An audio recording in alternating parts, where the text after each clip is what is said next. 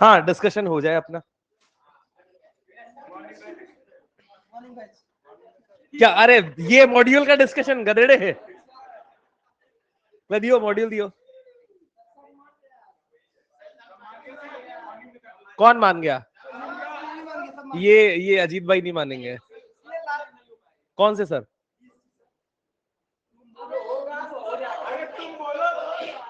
अरे कि मेरे को क्या है भाई, हो कि नहीं हो, मेरा तो होने वाला है काम फ्री।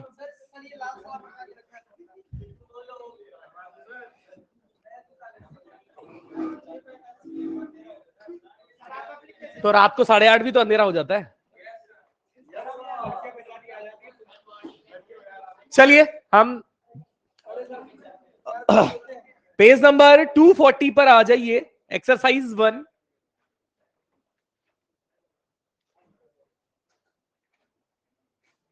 अबे ओ नल्ले, मॉड्यूल नहीं लाया?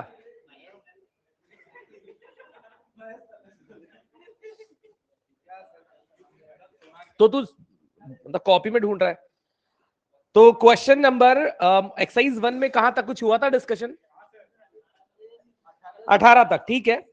18 के बाद अपन बात कर लेते हैं क्वेश्चन नंबर 19, 20, 21, 22 वाला इंटरफेरेंस का है, तो ये अपन अभी बाद में पढ़ेंगे। 23 में 23 क्वेश्चन 23 में क्या है? एक ट्रांसवर्स वेव है बेटे, और ट्रांसवर्स वेव इस तरीके से ट्रेवल होती नजर आ रही है, और बोला है कि किसी पर्टिकुलर पोजीशन x बराबर 4 पर और t बराबर 1 पर जो कोई भी पार्टिकल है, इस पार्टिकल का अपने को एक्सेलरेशन बताना है।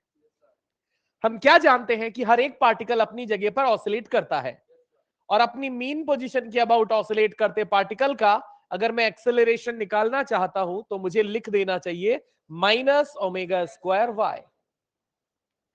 एक्स एक्सेस होती तो एक्स लिख देता, कोई दिक्कत नहीं है। तो मैं एक्सेलरेशन निकालने के लिए इस चीज का इस्तेमाल करूंगा। उसके लिए पहले मुझे क्या निकाल लेना चाहिए? y। तो y की जो इक्वेशन दी है गौर से इसे देखो, y बराबर 2 ब्रैकेट 2 साइन ब्रैकेट, और यहां पर ये हो गया 2 पाई, और ये हो गया 3t। t की जगह कितना रखना है? 1, और x की जगह 4, ब्रैकेट बंद, फिर पाई बाय 4। ये वैल्यू यहां पर सॉल्व करेंगे तो कितनी आ जाएगी? -1। तो ये हो जाएगा माइनस का 2 पाई प्लस का पाई बाय 4, और यहां पर बाहर साइन, और ये 2, ये y हो गया। और अगर आप यहां पर देखें तो हमने बात कर भी रखी है कि बेटे 0, 2 पाई, 4 पाई ये सब क्या होते हैं? सेम फेज होते हैं, ये सेम एंगल होते हैं। इनमें दिखावटी अंतर है, बाकी मूल रूप से इनमें कोई वैसा अंतर है नहीं, ये सब सेम वैल्यू प्रोड्यूस करते हैं। तो बिल्कुल अगर यहां से पीछे जाऊं तो -2 पाई भी किसके जैसा होगा? 0 जैसा। तो -2 पाई को मैं क्या मान लूं? तो कितना बच्चा साइन में? पाई बाय 4, और साइन में पाई बाय 4 की वैल्यू 1/√2। तो कितना आ जाएगा? 2 इंटू 1/√2, बोले तो √2। तो y की वैल्यू √2 आ गई। और पाई कितना है? तो ओमेगा कितना है? सॉरी, तो ओमेगा यहां पर आप देखेंगे टी का कोफिशिएंट है 6 पाई, तो माइनस अपनी जगह, ओमेगा की जगह 6 पाई, तो ओमेगा का स्क्वायर, और y की जगह कितना? √2। तो हो जाएगा माइनस का 36√2 पाई स्क्वायर।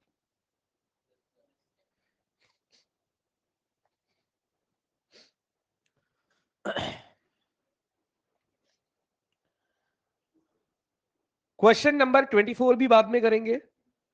25 पूछ लो। क्या? अबे डाउट हो तो पूछ। वे यार ये घन चक्कर है ये। चलो कोई बात नहीं, बहुत बढ़िया। कोई भी एक सिंगर है, और वो ए जो सिंगर है वो क्या करता है बेटा? वो सिंग एक कोई यहां से फ्रीक्वेंसी जनरेट करता है एन, और एक बी है वो यहां से फ्रीक्वेंसी जनरेट करता है 1/8 टाइम्स एन। एम्पलीट्यूड जो ए वाला है इसका एम्पलीट्यूड है ए, और इसका एम्पलीट्यूड मैं मान लेता हूं एम्पलीट्यूड ऑफ बी, जो हमें पता करना है। और कहा है कि दोनों की एनर्जी यहां पर क्या है? सेम। Energy same. हमने क्या सीखा था कि बेटा अगर मैं किसी एक स्पीकर की एनर्जी को मेजर करता हूं किसी जगह पर, तो एनर्जी को मेजर करने के लिए हम किसका इस्तेमाल करते हैं? इंटेंसिटी का। किसका? इंटेंसिटी का। मतलब एनर्जी सेम है तो इंटेंसिटी भी क्या होगी? दोनों की सेम। और इंटेंसिटी का फॉर्मूला क्या होता है? 20 rho V A square N square. और मीडियम सेम है तो रॉ और वी क्या होगा? सेम। तो हम यहां से क्या कर सकते हैं? हम लिख सकते हैं A1 स्क्वायर N1 स्क्वायर बराबर A2 स्क्वायर N2 स्क्वायर। और A1 की जगह क्या लिख दूंगा? A, N1 की जगह N, A2 की जगह A2 तो पता करना है, और N2 की जगह N/8 सॉल्व कर लेना, A2 आ जाएगा। क्वेश्चन 26, 27, 28। 27 तो काट दे, 27 गलत है। इसकी लैंग्वेज मतलब गलत है, तो ये हटा दो क्वेश्चन ही।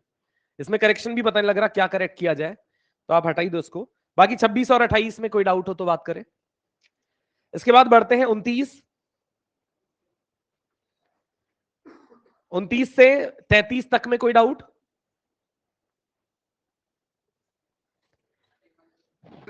31। चलिए, 31 अपन ने कर रखा है बेटा कि एक भारी रस्सी है जिसकी कुछ लंबाई है, और उस एक वेव को नीचे से ऊपर जाने में टाइम कितना लगता है ये पूछा है। और नीचे से ऊपर तक एक मोटी रस्सी में वेव को जाने में टाइम जो लगता है उसका फॉर्मूला हमने क्या सीखा है? 2√L/g। एल की वैल्यू रख देना 2.45 और जी की वैल्यू रख देना 9.8। ये 4 बार कट जाएगा पूरा, 4 बाहर आके 2, 2 से 2 1। क्वेश्चन 33 तक। क्वेश्चन 34 से 40 में डाउट? 41, 35। बेटा 35 क्वेश्चन में शब्दों का विशेष ध्यान रख। इसमें लिखा है when sound wave travels from air to water. एक साउंड वेव जो है इस तरीके से, ऊपर एयर है और यहां नीचे वाटर है, और एयर से वाटर में अगर साउंड वेव जाती है तो साउंड वेव की फ्रीक्वेंसी अगर एन है तो यहां भी फ्रीक्वेंसी एन रहेगी।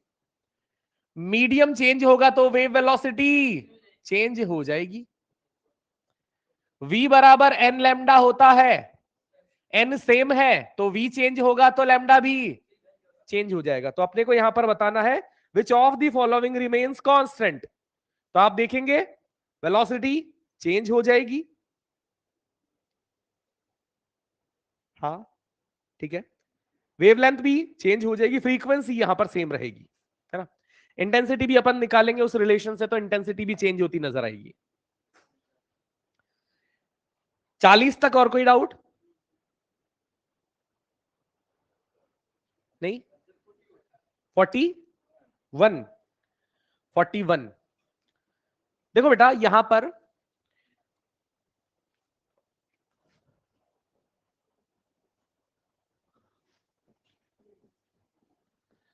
सोनार और रडार करके दो अपने डिटेक्शन सिस्टम होते हैं। ये क्या करते हैं बेटे? सोनार का भी काम ये होता है कि जैसे जहां पर सोनार मशीन लगी हुई है, ये अल्ट्रासोनिक वेव्स को भेजती है।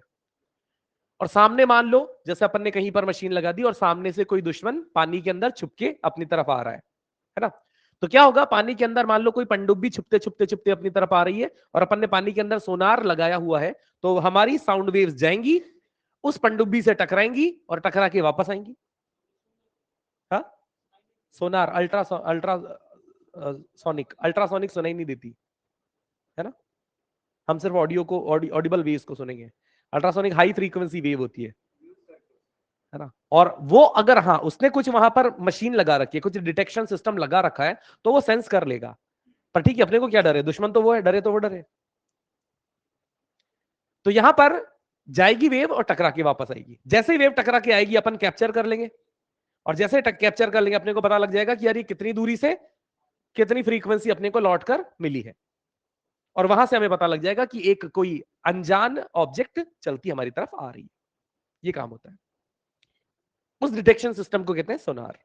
बिल्कुल वैसे होता है रडार। रडार में लाइट वेव्स का यूज किया जाता है ना। लाइट वेव्स का इस्तेमाल किया जाता है। अलग अलग तरीके की लाइट वेव्स होती है, कुछ विजिबल, इनविजिबल वगैरह। तो अब अपन वहां पर इलेक्ट्रोमैग्नेटिक एक वेव का इस्तेमाल करेंगे, बिल्कुल वो जाएगी और आएगी। जैसे होता है ना, बादलों के ऊपर कोई एक बड़ा सा प्लेन आ रहा है, फाइटर प्लेन आ रहा है, फाइटर प्लेन को डिटेक्ट वगैरह करने के लिए हम रडार सिस्टम का इस्तेमाल करते हैं। नहीं, सोनार साउंड वेव्स पर बेस्ड है। तो बहुत लिमिटेड दूरी के लिए अगर अपन बात करते हैं, जैसे 2 4 10 किलोमीटर 20 किलोमीटर, तब तक अपन ये काम में ले सकते हैं। पर मान लो 40 50 किलोमीटर दूर अगर अपने को किसी चीज को डिटेक्ट करना है, तो फिर उसके लिए अपन रडार का यूज कर लेते हैं। अब यहां पर क्या है कि ये मुद्दा, ये किस पर डिपेंडेंट टेक्नोलॉजी है बेटा? अल्ट्रासोनिक साउंड, और ये वाला लाइट। अब अपने को यहां पर उसी हिसाब से जवाब देना है। क्वेश्चन में क्या कहा है? Sonar emits which of the following waves. तो अपने आंसर क्या हो जाएगा? Ultrasonic waves. जबकि यहां पर ये रडार में रेडियो वेव्स का काम होता है। लाइट्स का इस्तेमाल, मतलब लाइट ना लिख के अपन इलेक्ट्रोमैग्नेटिक वेव लिख देते हैं, और इलेक्ट्रोमैग्नेटिक वेव में भी पर्टिकुलर किसका? रेडियो वेव्स का। वो भी सेम पैटर्न रहेगा। बस यहां पर डिटेक्शन सिस्टम में डॉपलर का यूज किया जाता है। डॉपलर जिसमें अपन साउंड को रिफ्लेक्ट होकर वापस आता है, तो डॉपलर से हमें चेंज इन फ्रीक्वेंसी पता लगता है। लाइट डॉपलर का वहां इस्तेमाल होगा। लाइट डॉपलर में भी जाकर आने वाली जो रिफ्लेक्टेड वेव होगी, उसको स्टडी करके उसकी फ्रीक्वेंसी में कितना चेंज हुआ है, उससे पता लग जाता है कितनी स्पीड से कोई ऑब्जेक्ट हमारी तरफ आ रही है। तो डॉपलर में हम पढ़ाते भी थे पहले कि सारा सोनार, रडार, इन सबको अपन सॉल्व भी कर लेते थे, पर अभी बहुत लिमिटेड। डॉपलर तो ऑलमोस्ट हटा ही दिया है पूरा, है ना। तो अपना सिर्फ बेसिक इंफॉर्मेशन बेस्ड काम हो गया कि वहां पर रडार में रेडियो वेव्स का यूज होता है, सोनार में अल्ट्रासोनिक वेव्स का यूज होता है। 42 43, इसके बाद 45 की बात करते हैं। If the amplitude of two source having, चलो ठीक है 43 तक। इसमें कंसेप्ट बिल्डर दिया था। कंसेप्ट बिल्डर में कुछ पूछना हो तो पूछ लो जल्दी।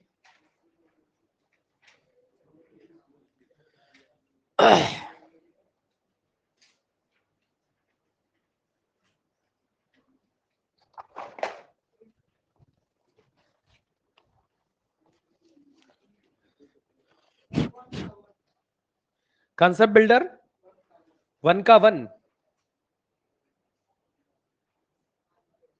अरे कंसेप्ट बिल्डर 1 नहीं दिया दादा,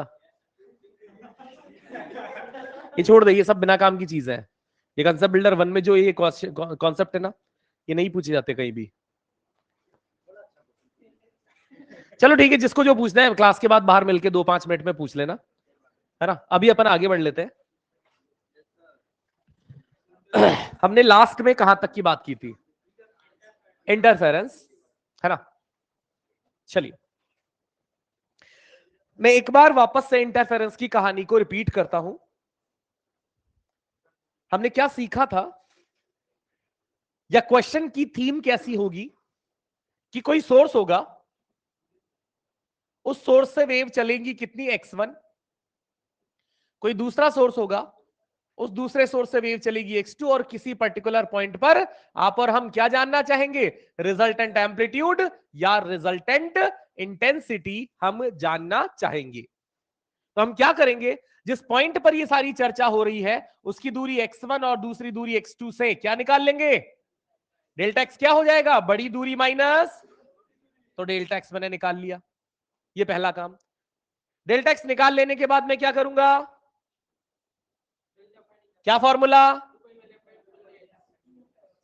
फिर डेल्टा फाई आ जाने के बाद अगर मुझसे रिजल्टेंट एम्पलीट्यूड पूछा है तो कौन सा फॉर्मूला लगाऊंगा? a1 square plus 2a1 a2 cos delta phi. और इसमें भी हम ये बात जानते हैं कि अगर a1 a2 क्या दे दिए जाए बराबर, तो उस कंडीशन में हमारा रिजल्टेंट का फॉर्मूला क्या हो जाएगा? 2a cos delta phi by 2।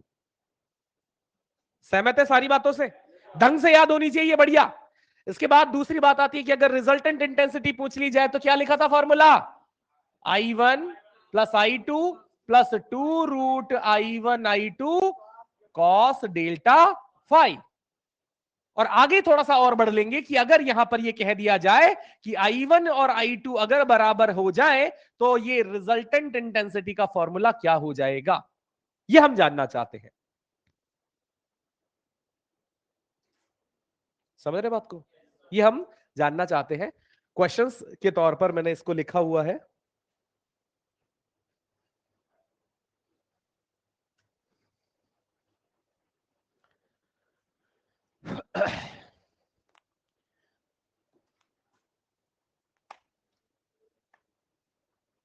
तो सबसे पहले आप यहां पर इस बात को गौर से देखें कि जब हम बात करते हैं किन्हीं दो वेव्स के सुपर इंपोज होने के बाद रिजल्टेंट की, तो कुछ पर्टिकुलर जगहों पर जो ये रिजल्टेंट आता है, ये रिजल्टेंट कैसा आता है बेटा? मैक्सिमम। अरे हाँ। और कुछ पर्टिकुलर जगहों पर ये रिजल्टेंट कैसा आता है? मिनिमम। और हमने क्या सीखा है, ध्यान से देखना, कि जहां पर वेव सुपर इंपोज होती है एक दूसरे पर, और अगर वो सुपर इंपोज हो रही है किसमें? सेम फेज का मतलब 0, 2 पाई, 4 पाई वगैरह, उस कंडीशन में कॉस की वैल्यू हमेशा हमें क्या मिलेगी? +1। और उस कंडीशन में हमें डेल्टा एक्स क्या क्या मिलता है? दो वेव्स के बीच का phase difference, path difference, sorry, 0, lambda, 2 lambda, 3 lambda या n लैम्डा। तो उस कंडीशन में हमारा मिलने वाला रिजल्टेंट क्या हो जाएगा? मैक्सिमम। एम्पलीट्यूड मैक्सिमम कैसे लिखा जाएगा? A1 plus A2। या इंटेंसिटी मैक्सिमम कैसे लिखी जाएगी? कॉस की वैल्यू +1 हो जाएगी तो √I1 प्लस √I2 का होल स्क्वायर। और जहां जहां जिन जिन पॉइंट्स पर रिजल्टेंट मैक्सिमम मिलता है, उस इंटरफेरेंस को किस नाम से जाना जाता है? Constructive interference. वहीं पर बिल्कुल इसके ऑपोजिट कि उन सारे पॉइंट्स पर जब जहां रिजल्टेंट मिनिमम मिलता है, उन्हें किस नाम से जाना जाता है? Destructive interference. और रिजल्टेंट मिनिमम मिलने का यहां पर लॉजिक है ऑपोजिट फेज। ऑपोजिट फेज का मतलब है पाई, 3 पाई, 5 पाई या 2n+1 पाई। इसी को इस चीज में डेल्टा एक्स विशेष तौर पर ध्यान रखना है बेटा, कि जब सेम फेज होगा तो सेम फेज में डेल्टा एक्स को क्या लिखा जाएगा? N lambda. और जब ऑपोजिट फेज होगा तो ऑपोजिट फेज में डेल्टा एक्स को क्या लिखा जाएगा? 2n+1 लैम्डा/2। और उस कंडीशन में एम्पलीट्यूड मिनिमम यानी A1 - A2 और इंटेंसिटी भी मिनिमम √I1 - √I2 मिलेगी। ये बातें हमने कर ली थी कुछ कुछ, ये टेबल के फॉर्म में एक बार जरूर बना लें। इसमें सारा ओवरऑल जो हमने पढ़ा वो सब कंक्लूड हो जाएगा।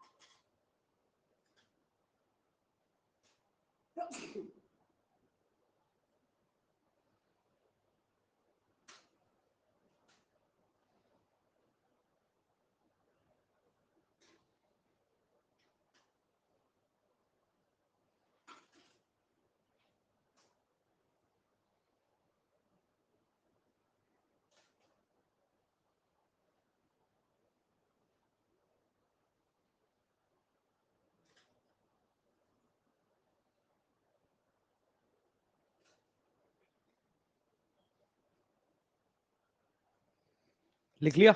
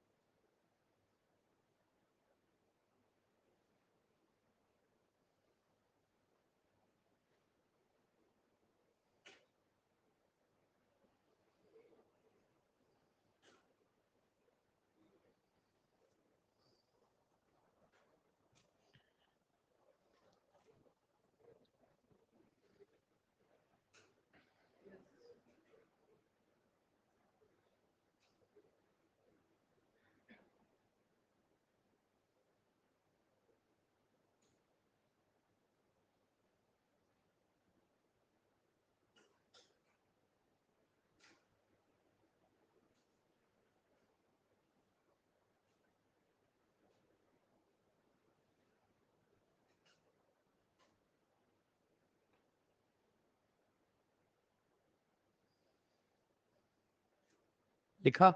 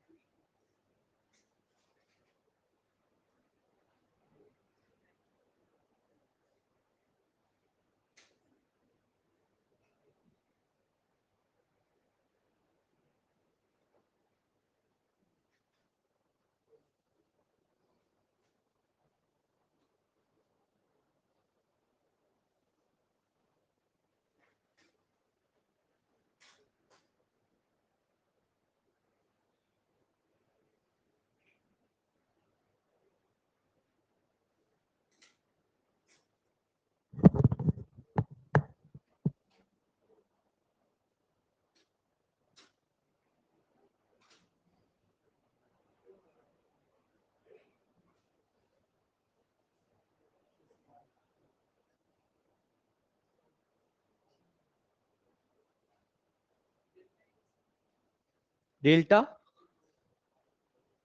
नहीं समझ आया क्या? डेल्टा एक्स कैसे निकाला? कॉपी में देख, कल की बात।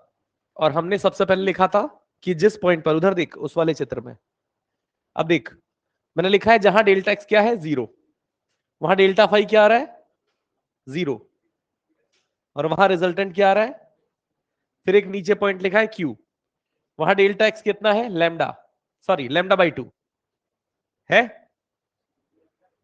अरे लैम्डा बाई 2, घनचुक दास यहां देख, लैम्डा बाई 2, जहां लैम्डा बाई 2 है वहां डेल्टा फाई कितना आ रहा है, जहां डेल्टा फाई पाई आ रहा है वहां रिजल्टेंट क्या आ रहा है मिनिमम। तो हमने दोनों को सेपरेट कर लिया कि जहां पर डेल्टा एक्स क्या होगा डेल्टा फाई, जहां डेल्टा एक्स क्या होगा वहां डेल्टा फाई, जहां 2 लैम्डा वहां 4 पाई, जहां 3 लैम्डा वहां 6 पाई, और उन सारे केसेस में मिलने वाला रिजल्टेंट फिर यहां है कि जहां लैम्डा बाई 2 वहां पाई, 3 lambda by 2 3 pi, 5 lambda by 2 5 pi, 7 lambda by 2 7 पाई, यानी जहां पर पाई का ऑड मल्टीपल या लैम्डा बाई 2 का ऑड मल्टीपल, वहां पर resultant minimum A1 minus A2, उसको कंस्ट्रक्टिव कहा, इसको डिस्ट्रक्टिव कहा। ठीक है, लिखा सबने? ये क्वेश्चन देखिए, ये क्वेश्चन, इसमें हम क्या कहना चाह रहे हैं, एक बार गौर से देखिए। इसमें लिखा है कि दो वेव्स हैं, दोनों वेव्स में से एक की इंटेंसिटी I1 और I2। अभी थोड़ी देर पहले मैं यही बात कर रहा था कि अगर इंटेंसिटी I1 है और I2 है, और I1 I2 क्या है, बराबर, और मान लिया किसके बराबर है, I0 के बराबर है, तो आपको रिजल्टेंट इंटेंसिटी का फॉर्मूला बताना है। जहां आप ऑलरेडी क्या जानते हैं, आप जानते हैं कि अगर A1 और A2 क्या हो, बराबर, तो रिजल्टेंट एम्पलीट्यूड का फॉर्मूला क्या जानते हैं, 2a cos delta phi by 2। तो इस तरीके से आपको रिजल्टेंट इंटेंसिटी का फॉर्मूला बनाना है। तो थोड़ा सा दिमाग लगाएं, सोचें एक बार।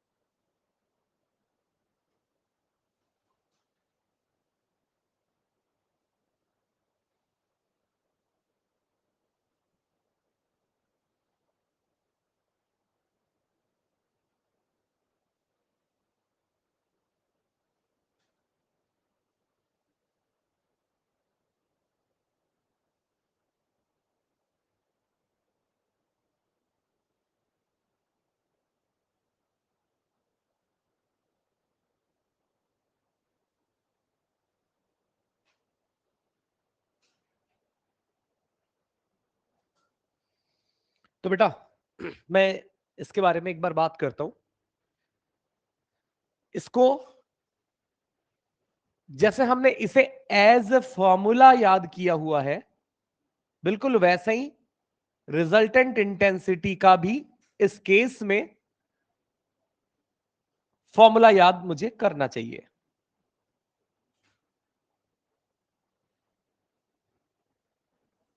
अब इसको डेराइव करना पड़ेगा। डेरिवेशन का पहला आसान तरीका मैं आपको समझाता हूं। कल ही की बात है, आप एक बात पर एग्री हुए थे कि अगर फ्रीक्वेंसी सेम है, इंटरफेरेंस में फ्रीक्वेंसी सेम होती है ना, और मीडियम सेम है, तो आई प्रोपोर्शनल ए स्क्वायर। और आपने यह भी कहा था कि अगर ए प्रोपोर्शनल लिखूं तो क्या लिख दूंगा, रूट आई। बराबर एम्पलीट्यूड अगर है तो रिजल्टेंट का ये फॉर्मूला। अब मैं इस एम्पलीट्यूड को किससे रिप्लेस करना चाहता हूं, इंटेंसिटी से। तो एम्पलीट्यूड को इंटेंसिटी से रिप्लेस करके क्या लिख दूंगा, रूट आई आर बराबर 2, और ए को रिप्लेस करके रूट आई, और यहां पर कॉस एज इट इज। मुझे क्या निकालना है, आई आर। तो आई आर निकालना है तो इस इक्वेशन का क्या करना पड़ेगा, स्क्वायर। तो स्क्वायर करते ही आई आर इधर 4i cos square delta 5/2। This is the formula of resultant intensity of those two waves which are having same intensity I1 and I2। अगर इक्वल इंटेंसिटीज I1 I2 है तो resultant intensity के लिए ये formula आप 100% लगा सकते हैं। याद रखना होता है ये फॉर्मूला, ये काम भी आता है, आपको पढ़ाया भी जाएगा, वेव ऑप्टिक्स में ये चीज और बार में आपको बताई भी जाएगी, है ना।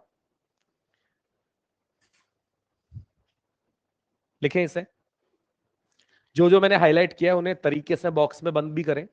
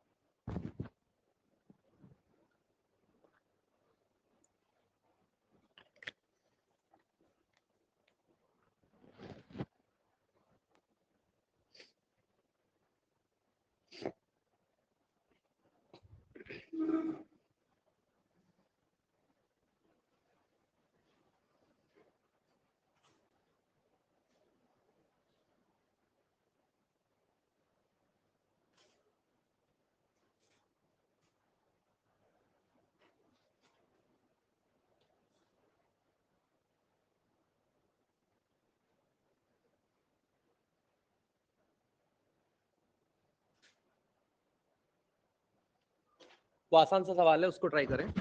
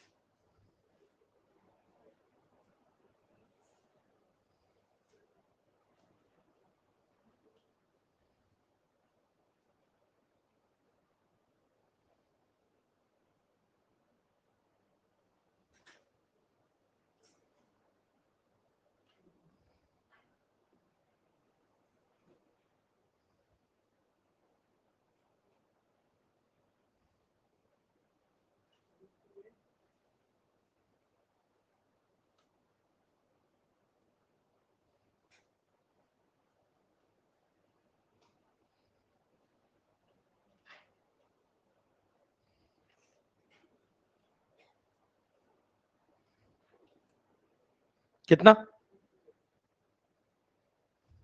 ये लिखा है इधर का पूरा।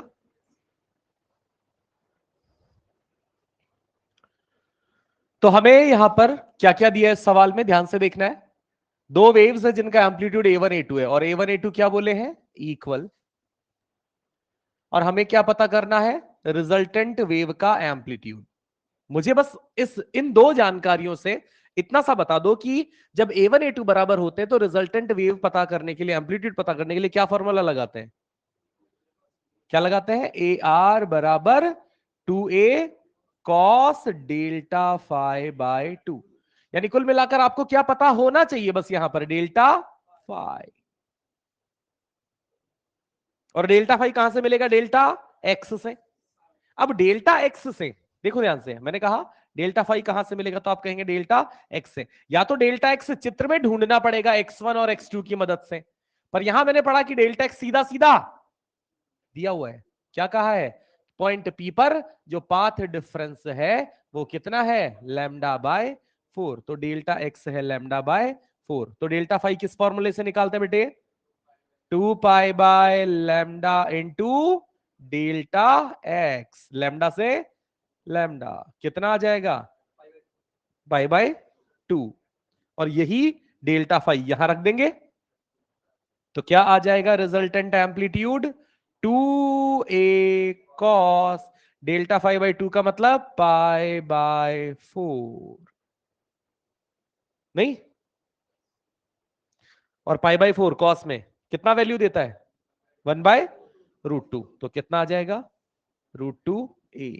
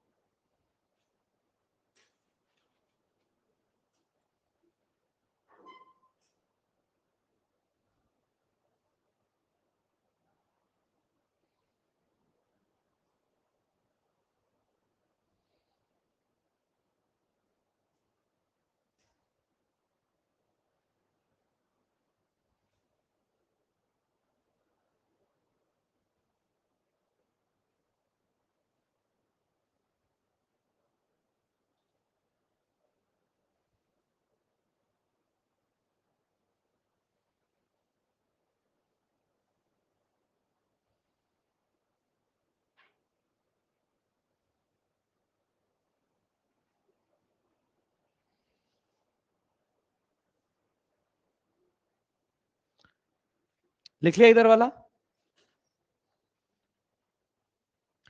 इस क्वेश्चन की बात है, तो अपने को बताना है कि पी पॉइंट पर इंटेंसिटी मतलब आईपी और क्यू पॉइंट पर इंटेंसिटी आई क्यू का रेशियो बताना है।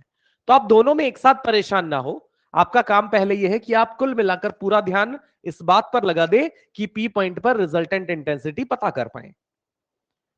मेरा सबसे बड़ा सवाल यहां पर यह है कि रिजल्टेंट इंटेंसिटी पी पॉइंट पर जहां पता कर रहे हैं, उस पी पॉइंट पर वेव कहां कहां से आ रही है। तो आप कहेंगे वेव्स जो आ रही है सोर्स 1 से भी आ रही है और सोर्स 2 से भी आ रही है। यहां पर सोर्स 1 से आने वाली वेव और सोर्स 2 से आने वाली वेव का एम्पलीट्यूड I1 I2 कुछ बताया नहीं गया है, तो ऐसे हर सवाल में आपका काम यह रहेगा कि आप I1 और I2 को क्या मानेंगे, सेम, I0।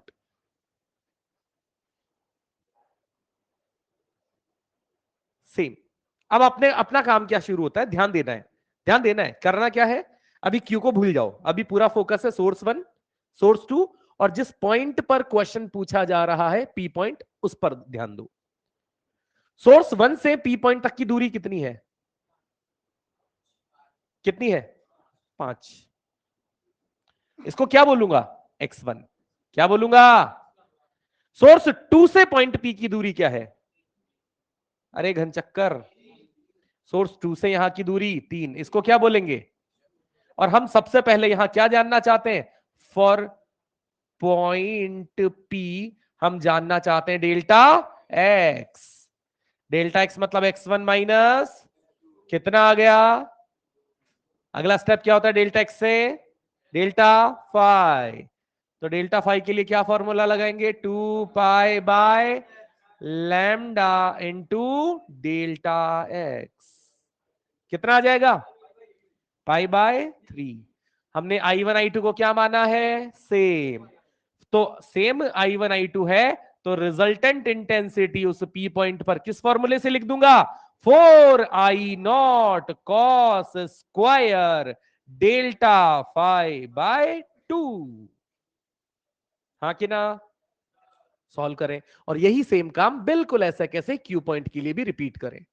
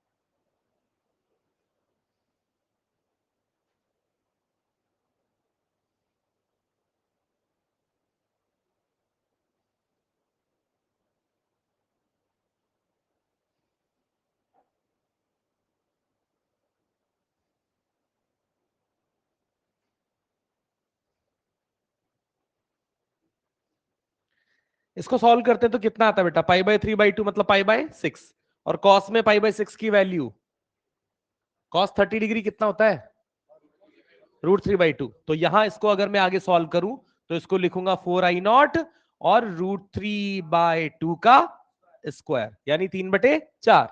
4 से 4 गया, कितना आ जाएगा, 3I0। ये तो हमारा कहां पर आ गया इंटेंसिटी, पी पॉइंट पर। आपको मैंने कहा same to same Q point पर भी एक बार दिमाग लगाकर सॉल्व करें। I0 आ रहा है, 3/1 आ जाएगा।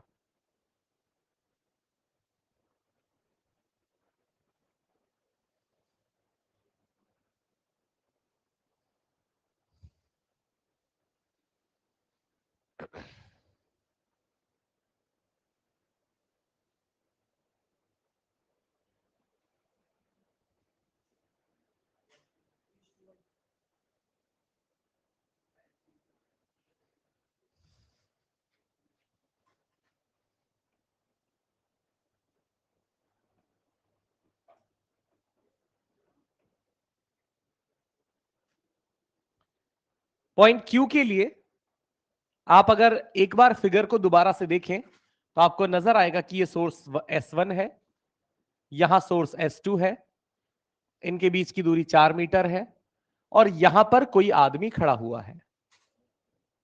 कितना दूर है ये आदमी, 4 + x। x कितना होना चाहिए, कुछ भी।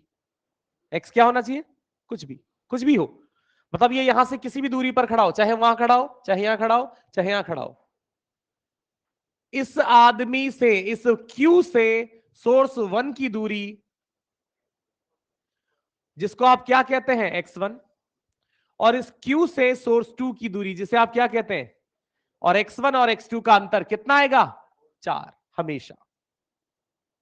ये याद रखने की बात भी है, ये सवालों में समझदारी वाली बात भी है कि जब एक लाइन पर दो सोर्स मौजूद हैं तो उसी लाइन पर मौजूद एक ऑब्जर्वर के लिए जो डेल्टा एक्स होगा वो कितना होगा, उन दोनों सोर्सेस के बीच की दूरी के बराबर ही होगा, चाहे वो क्यू बंदा यहां खड़ा हो, यहां खड़ा हो, यहां खड़ा हो, यहां हो या कहीं भी हो।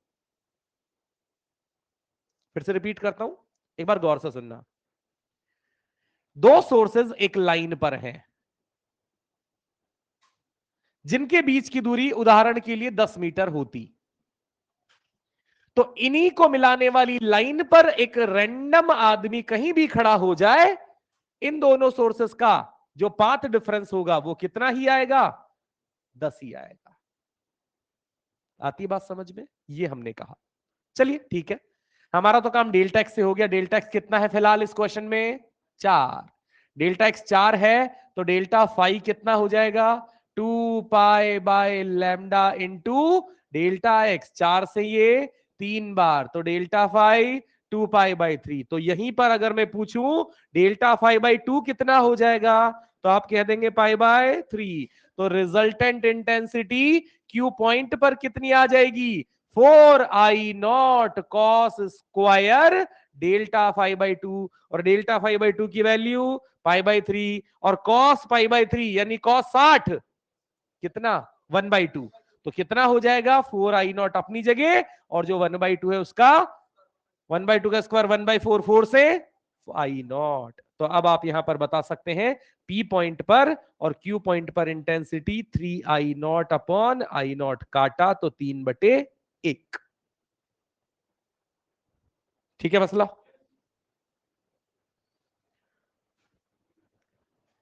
मतलब ये पर्याप्त ज्ञान के सवाल है, ऐसे सवालों के अराउंड ही आपको घूमता नजर आएगा इंटरफेरेंस।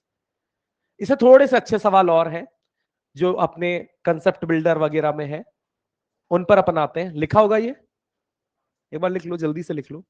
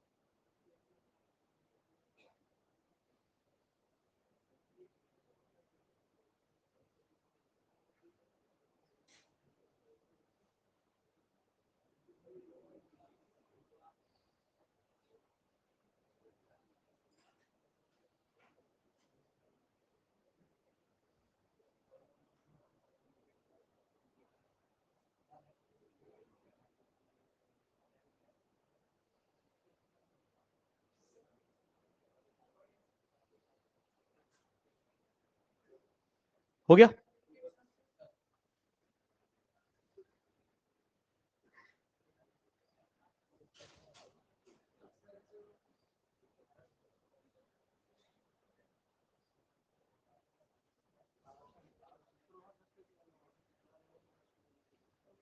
कैसा बुड़बके यार, ये पूछ रहा है कि सर यहां 10 कैसे आ गया। मैं समझाने के लिए एक नया एग्जाम्पल लिया था, और मैंने ये कहा था कि अगर S1 और S2 के बीच की दूरी 10 हो तो डेल्टा एक्स भी 4 है, तो डेल्टा एक्स भी 4 हो जाएगा। ये मैं समझा रहा था, समझाते टाइम सोने का ये नतीजा है। आगे बढ़ाता हूं इस क्वेश्चन को। ये जो बड़ा सारा क्वेश्चन है पहले मैं समझा देता हूं, कोई बड़ी ज्यादा दुखदायक बात नहीं है। इस क्वेश्चन में यहां तक जो है ना, ये शुरू की 4 लाइन है, ये तो इस फिगर को समझा रही है। क्या क्या है, मेरी बात को ध्यान से सुनना। दो लाउड स्पीकर हैं S1 S2, सेम फ्रीक्वेंसी के हैं। दोनों लाउड स्पीकर्स के बीच का ये जो गैप है ये कितना दिया हुआ है? 3 मीटर। और कहा है कि इन दोनों में से एक लाउड स्पीकर S2 से परपेंडिकुलर 4 मीटर की दूरी पर एक ऑब्जर्वर है। इन दोनों से आने वाली जो इंटेंसिटी है, वो इंटेंसिटी या वो एम्पलीट्यूड अपने को क्या मानने हैं? सेम। ये भी इस क्वेश्चन ने कहा है, ये देखो, amplitudes of the sound from speakers is approximately same. फिर कहा है कि किसी दूरी 4 मीटर पर अपने को यहां पर साउंड सुनना है, और साउंड इस तरीके से सुनना है कि अपने को वहां पर जो लिसनर है, जो कान हमने बना रखा है, वहां पर सिग्नल क्या मिलना चाहिए? मिनिमम। सिग्नल मिनिमम का मतलब यह है कि उस कान को सुनाई देने वाली इंटेंसिटी क्या हो? मिनिमम। इंटेंसिटी मिनिमम कब होती है? जब वहां पर क्या हो? Destructive interference. ये क्वेश्चन की लाइन है, मतलब क्वेश्चन में मोस्टली इस फिगर को एक्सप्लेन किया है। हमारा टारगेट क्या है, मैं एक बार फिर से बता देता हूं। हमारा टारगेट है नॉय जीतेगा। कुछ नहीं, छोड़, तुम्हें समझ तो आता नहीं है कुछ। अरे कुछ नहीं यार। अरे वो एक बांग्लादेशी प्लेयर का इंटरव्यू वाला मीम चलता है, मतलब वो फेक ऐसा इंटरव्यू टाइप से क्रिएट करते हैं। नहीं बेटा, वो अपने आप चल जाता है। ले छोड़, तू तो काम की बात कर। यहां पर क्या है, हमने कहा दो सोर्स हैं, उनके बीच की दूरी 3 मीटर है। क्वेश्चन में समझा रहे हैं, ये यहां पर 4 मीटर की दूरी पर एक ऑब्जर्वर है, लिसनर है, और इसको यहां पर मिनिमम इंटेंसिटी यानी डिस्ट्रक्टिव इंटरफेरेंस सुनाई दे रहा है। और आपको बताना है कि यहां पर जो ये फ्रीक्वेंसी है, इसकी पॉसिबल वैल्यूज क्या क्या हो सकती है। पॉसिबल वैल्यूज क्या क्या हो सकती है। तो ऐसे सवाल में आपका काम क्या होगा? एक और अगला सवाल भी है, फिलहाल इसमें अपन समझ लेते हैं आपका काम क्या होना चाहिए। आपको फ्रीक्वेंसी टारगेट करनी है, मतलब फ्रीक्वेंसी निकालनी है।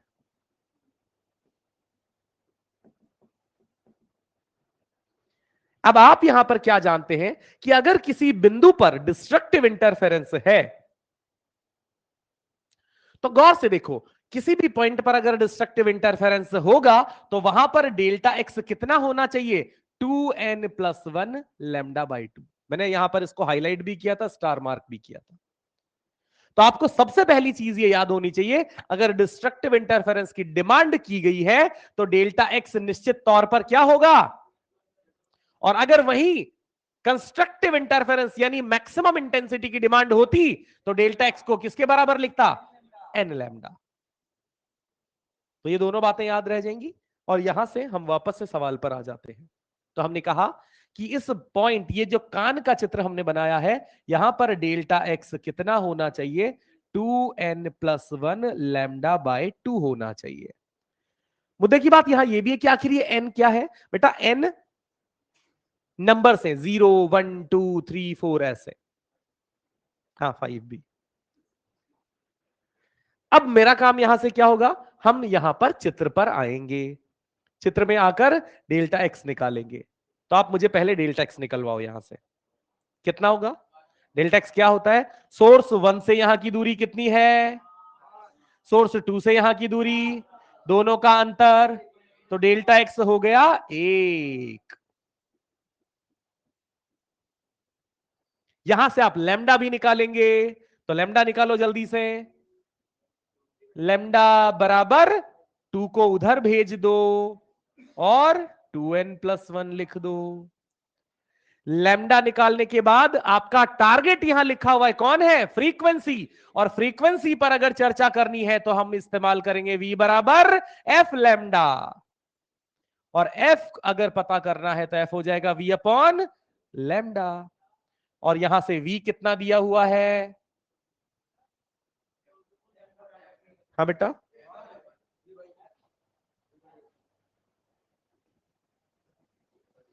चौंक कैसे रहे हो जैसे तुम्हें कुछ पता ही नहीं है। तो अगर मुझे फ्रीक्वेंसी निकालनी है तो क्या हो जाएगा, v बाय लैम्डा, और यहां v कितना दिया हुआ है, और लैम्डा यहां से क्या निकाल लिया, 2/2n+1, तो 2n+1 पलटकर ऊपर चला गया, और फ्रीक्वेंसी का इसको काट पीट कर 165 इंटू 2n+1 हमारा आंसर आ गया है। जहां इस क्वेश्चन का अंत कहां होगा, अंत करने के लिए बस आपको n की कुछ 2-3 वैल्यूज पुट करनी है। तो n की वैल्यू जब 0 रख देंगे तो पहली संभव फ्रीक्वेंसी क्या आ जाएगी, 165। n की वैल्यू 1 रखो, क्या 167, धुआं ना लाफा शक्तिमान बन जाएगा। n की वैल्यू 1, तो 1 इंटू 2, 2 प्लस 1 3, 3 गुणा 165, 495 जोड़ रहे हैं। ऐसे करके आगे कुछ वैल्यूज निकाल के हमें सारी फाइनल वैल्यूज पता लग जाएंगी। ठीक है, मैं समझ गया तुम्हारी भावना, समझ गए बात को। तो आपने एक सेट पैटर्न यूज किया है, पैटर्न को फॉलो अगर आप करें तो एक बार मैं फिर से बता देता हूं, इस सेट पैटर्न में कोई बड़ी दुख की बात थी नहीं। वैसे हमारा काम बस इतना था, हमें पहचानना था क्वेश्चन में कि इंटरफेरेंस कैसा है, कंस्ट्रक्टिव की डिस्ट्रक्टिव।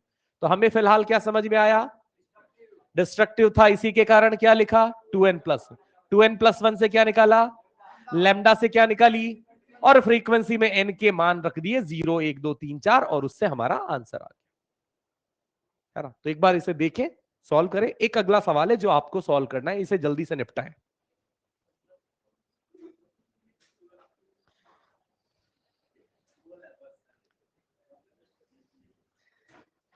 कॉपी पेस्ट कर लेना यार, कैसे करेगा।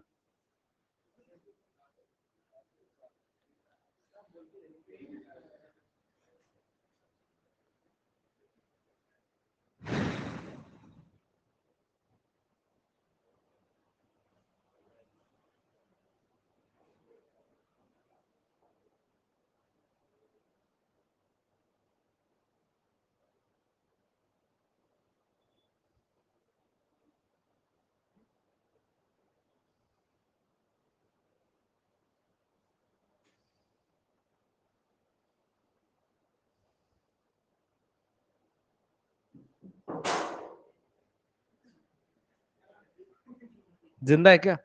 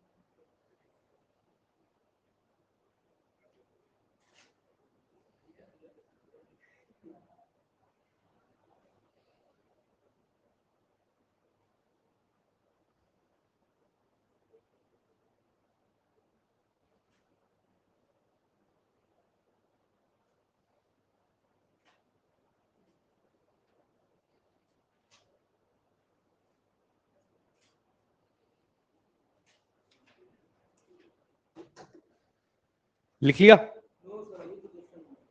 अभी तो सिर्फ क्वेश्चन लिखा है।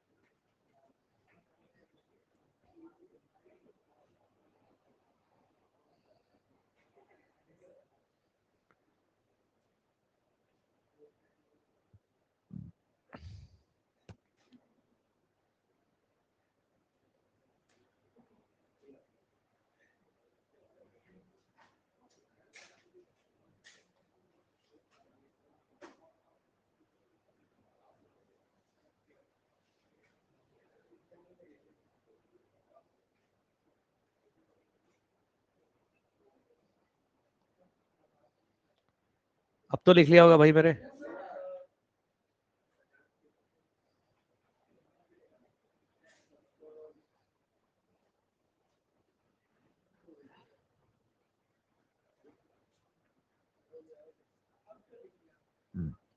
है ना?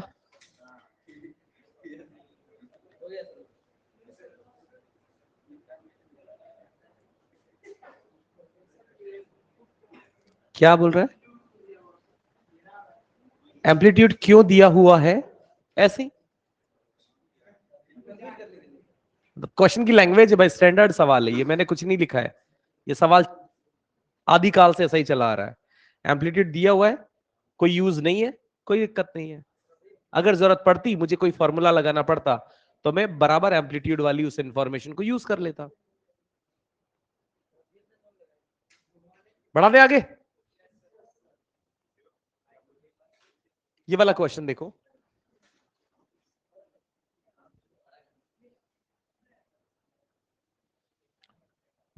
क्वेश्चन 5, जल्दी से देखो। पहले तो चलो मैं इस क्वेश्चन की जो इंफॉर्मेशन है वो बता देता हूं, सॉल्व आप ही करना है। इसमें क्या होता है बेटा कि ये सोर्स है और ये ऐसा ट्यूब नुमा एक आकृति बना दी। अब इससे क्या होगा कि यहां से सोर्स है, यहां पर मुझे इन वेव्स को ऑब्जर्व करना है। अब यहां से क्या हो रहा है कि वेव, अगर हम मान लेते हैं इस सोर्स से वेव चलती है और एक वेव बिल्कुल सीधी सीधी सीधी इस ट्यूब से ऐसे चलकर यहां आ जाती है, और एक वेव यहां पर यूं चल रही है कि यहां से आई और इस दूसरे रास्ते जो यहां पर उपलब्ध है इस रास्ते से घूमकर यहां पहुंची, और वेव यहां से यहां पर आकर दोनों वेव क्या हुई, सुपर इंपोज हुई। सुपर इंपोज हो रही है और दोनों वेव का सोर्स क्या है, सेम, तो फ्रीक्वेंसी क्या है, सेम, और फ्रीक्वेंसी सेम है तो यहां फिनोमिना कौन सा होगा, इंटरफेरेंस। और इंटरफेरेंस में हम जानते हैं कि अगर वेव सेम फेज में मिलेंगी तो जो रिजल्टेंट आएगा मैक्सिमम आएगा, यानी कंस्ट्रक्टिव इंटरफेरेंस होगा। और अगर वेव्स ऑपोजिट फेज में मिलेंगी तो वहां पर डिस्ट्रक्टिव इंटरफेरेंस होगा। और कंस्ट्रक्टिव इंटरफेरेंस में रिजल्टेंट क्या मिलता है, मैक्सिमम। डिस्ट्रक्टिव इंटरफेरेंस में रिजल्टेंट क्या मिलता है, मिनिमम। यहां देखो कि जो फ्लेम का वाइब्रेशन है वो कैसा मिलना चाहिए, मैक्सिमम। इसका मतलब यहां पर पार्टिकल के वाइब्रेशन का एम्पलीट्यूड क्या होना चाहिए, मैक्सिमम। इसका मतलब इंटरफेरेंस कैसा होगा, कंस्ट्रक्टिव। और कंस्ट्रक्टिव होगा तो डेल्टा एक्स कैसा होना चाहिए, एन लैम्डा। सॉल्व करें।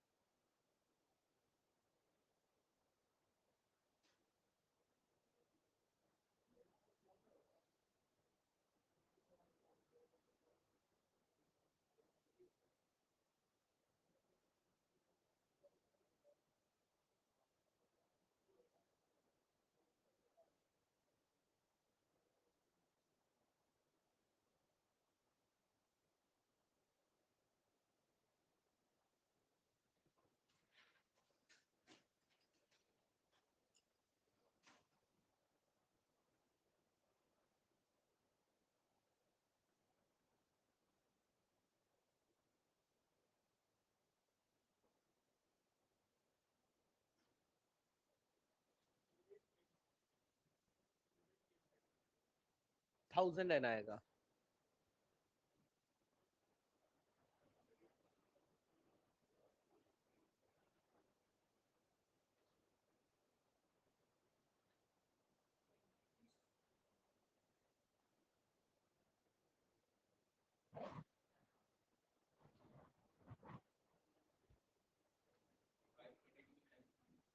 हाँ 532 नहीं,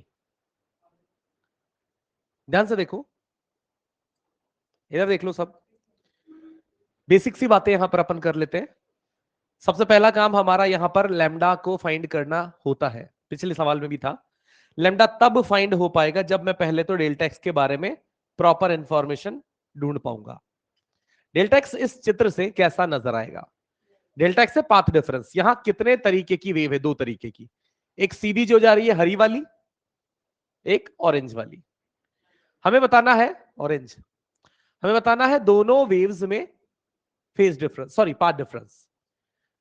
तो आपने पहले तो देखा कि यहां से यहां आना है और यहां से यहां आना है, तो यहां से यहां तक तो दोनों वेव ने क्या रास्ता ट्रेवल किया है? सेम। और यहां से यहां भी सेम। तो जो पाथ में अंतर है वो यहां इस गोलाई में ही तो है, तो आप क्या लिखेंगे? Delta x. अब ये ऑरेंज वेव ने कितना चला है और सीधे जाने वाली वेव ने कितना चला है? ये क्या हो गया? Path difference. हुआ कि नहीं? तो हम यहां से क्या लिख देंगे? पाथ डिफरेंस डेल्टा एक्स बराबर आर कॉमन लेकर पाई-2, और उसको किसके बराबर कर दूंगा? एन लैम्डा के। लैम्डा यहां से निकाल लेता हूं, लैम्डा बराबर आर गुणा पाई-2/n, और यहां से एफ निकाल लेता हूं, एफ बराबर वी अपॉन लैम्डा, और वी कितना है? 342 अपॉन लैम्डा। लैम्डा कितना? आर गुणा पाई-2 इंटू एन। तो हम यहां पर क्या कर देते हैं, ये लिख दिया हमने 342, एन एज इट इज रहने दिया, आर की वैल्यू 0.3, और पाई-2 कितना होगा? 1.14 होगा कि नहीं? पाई कितना होता है? 3.14 माइनस 2, 1.14। ये 2 पॉइंट हटाने के बदले ऊपर क्या हो जाएगा? 100 से गुणा, और 1 पॉइंट हटाने के बदले ऊपर 10 से गुणा। 3 को 114 से गुणा करो, 3 को 114 से गुणा कर, 342 से 342 गया, कैंसिल हो गया, क्या बचा? 1000 n, 1000 n। n की वैल्यू 1 से शुरू कर लो, तो पहली फ्रीक्वेंसी क्या आ जाएगी? 1000, दूसरी 2000, तीसरी 3000, और ऐसा ही चलता चला जाएगा।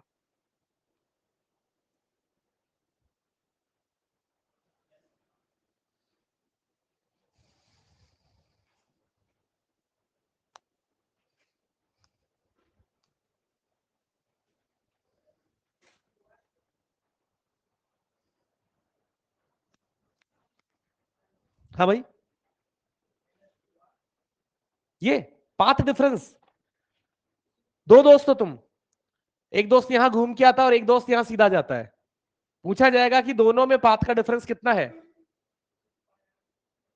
सिर्फ पाई आर होगा। डिफरेंस का मतलब क्या होता है दादा? एक ने मान लो 12 मीटर चले, एक ने 10 मीटर चले, तो अंतर 12 मीटर है कि 2 मीटर है? 2 मीटर।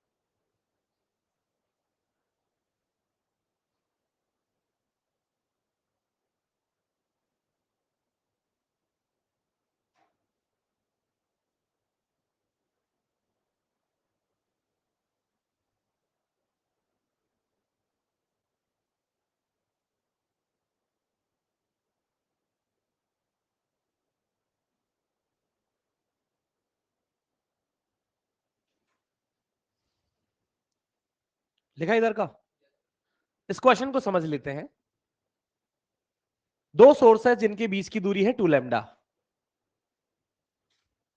और एक मशीन लेकर हमें इस पूरे सर्कल पर घूमना है और बताना है कहां कहां मैक्सिमा और कहां कहां मिनिमा, मतलब कितने मैक्सिमा और कितने मिनिमा मिलेंगे।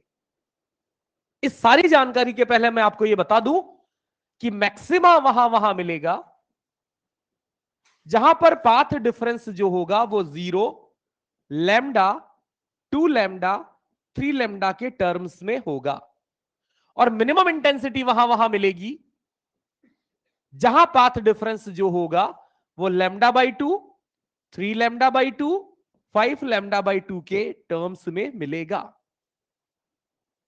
अब आप कहीं से भी चलना शुरू कर दो, मान लिया यहां से चलना शुरू कर रहा हूं, तो मुझे ये सोर्स देखकर और ये पोजीशन देखकर बताओ यहां पाथ डिफरेंस कितना होगा? 2 लैम्डा। किसने बताया? अबे तुम्हें किसने बताया? मैंने। क्या बात थी, क्या पॉइंट था? कभी तो तारीफ कर दिया करो। क्या पॉइंट था? हमने क्या सीखा था कि जब दो सोर्स अगर किसी दूरी पर हो तो सेम लाइन पर जो पाथ डिफरेंस होगा वो वही होगा जो उनके बीच की दूरी, यानी यहां 2 लैम्डा, इधर यहां भी 2 लैम्डा।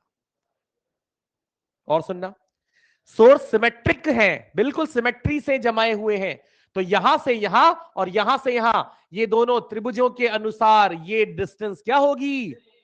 सेम होगी। तो यहां पाथ डिफरेंस 0, यहां भी पाथ डिफरेंस, तो 4 पॉइंट तो पता लग गया। अब ध्यान से सुनना, जब मैं यहां से चलकर यहां तक आऊंगा, ऐसे यहां से मशीन घुमाऊंगा, तो अभी पाथ डिफरेंस कितना है? 0। थोड़ा आगे यहां पर पता है क्या होगा? कहीं पर लैम्डा बाई 2, फिर लैम्डा बाई 2 के बाद थोड़ा आगे, फिर थोड़ा आगे 3 लैम्डा बाई 2, और यहां अबे 4 नहीं 2 लैम्डा, वही 2 लैम्डा। समझ आ रही है बात? अरे अंतर समझ आ रहा है ना कि यहां 0 था, यहां 2 लैम्डा हो गया, तो 0 से 2 लैम्डा होने की उस कंडीशन में कहीं ना कहीं लैम्डा बाई 2 भी आएगा, कहीं लैम्डा भी आएगा, कहीं 3 लैम्डा बाई 2 भी आएगा, और कहीं 2 लैम्डा भी आएगा। ठीक है, और आगे बढ़ता हूं। अब 2 लैम्डा से यहां जाने में 2 लैम्डा से क्या होना है? 0। तो 2 लैम्डा से पहले, फिर फिर और फिर अंत में 0, और ऐसे ही इधर भी। अब आपको गिनने हैं 0 लैम्डा 2 लैम्डा वाले पॉइंट गिनो, यानी मैक्सिमा वाले पॉइंट गिनो। 1, 2, 3, 4, 5, ऐसे ही बिल्कुल यहां 6, 7 और 8। तो मैक्सिमा कितने हो गए? 8।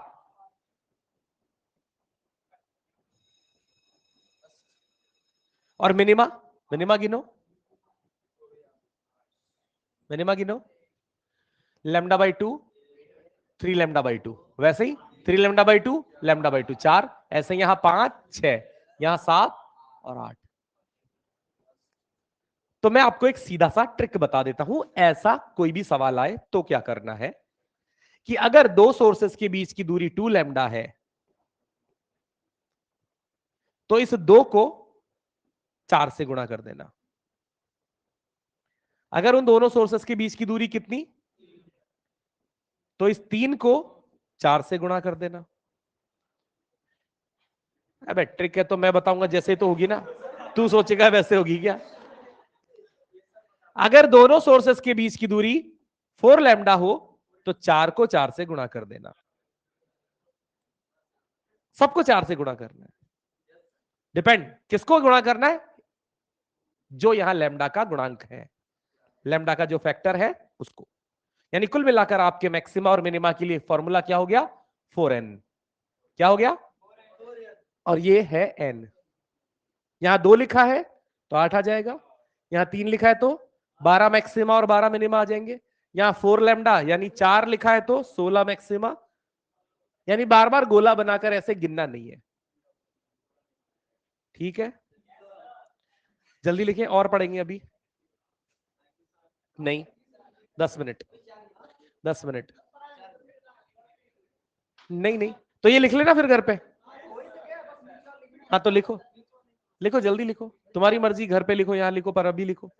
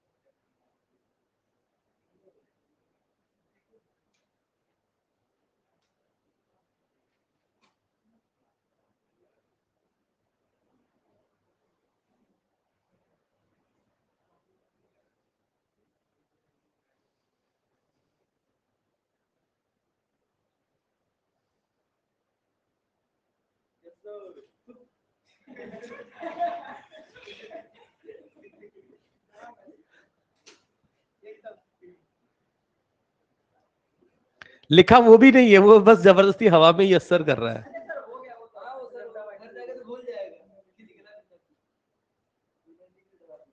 तू जाके देखता होगा इसके घर पे।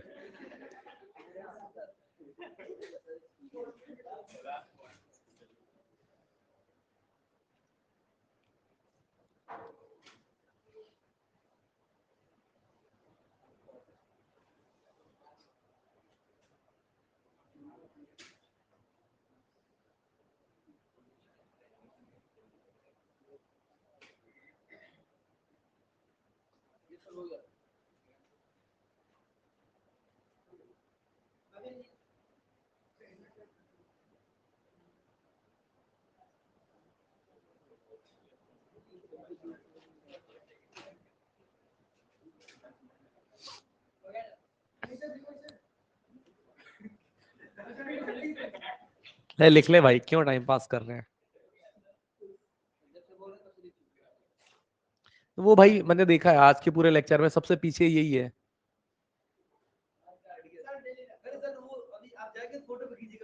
ऐसा बेच रहा है क्या इनको सबको।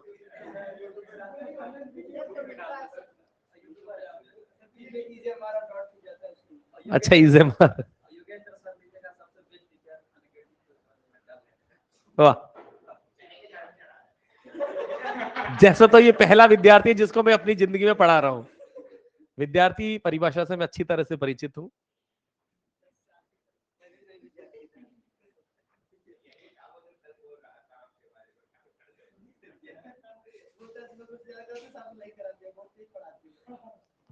तेज नहीं पढ़ाएंगे तो कब सिलेबस होगा भाई। बढ़ा दो आगे।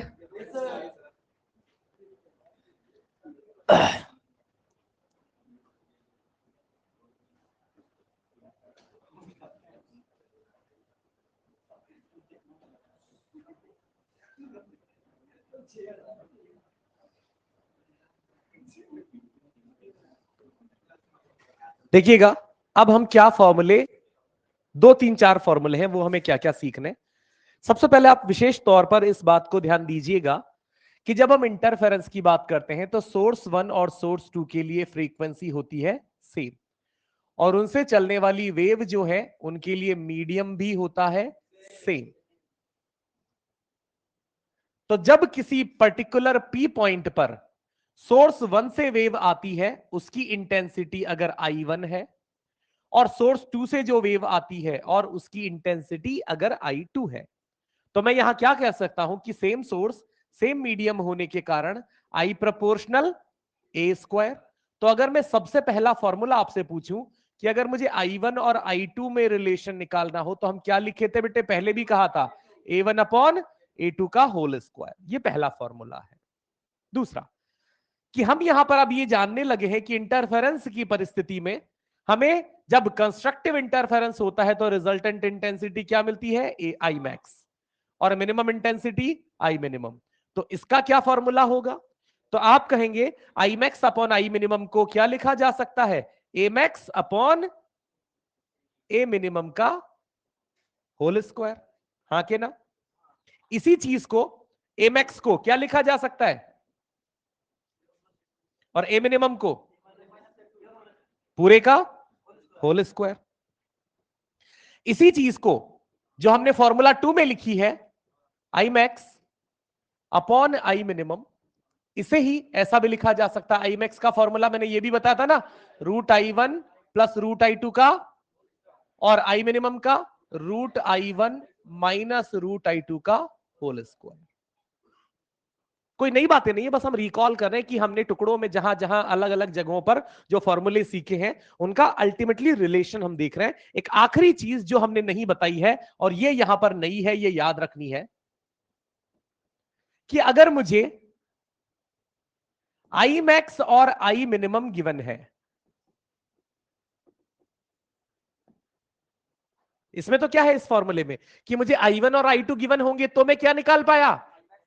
अभी उल्टा है, अगर मुझे आई मैक्स और आई मिनिमम गिवन है और I1 I2 का रेशियो पूछा जा रहा है तो मैं फॉर्मूला लिखता हूं, याद रखना है आपको, ये फॉर्मूला हो जाएगा √I max plus √I minimum upon √I max minus √I minimum का होल स्क्वायर।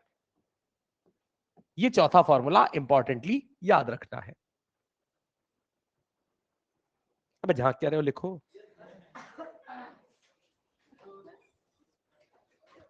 है ना? सवाल इन पर अपन अगली क्लास में कर लेंगे। धन्यवाद। हमारे डिस्कशन का जो मुद्दा रहेगा अगली क्लास में, नहीं कल अपन देते हैं, आज के लिए कुछ नहीं, कल अपन होमवर्क एक साथ, इंटरफेरेंस पूरा हो जाएगा ना तो पूरा इंटरफेरेंस एक साथ अपन दे देंगे। Okay, thank you.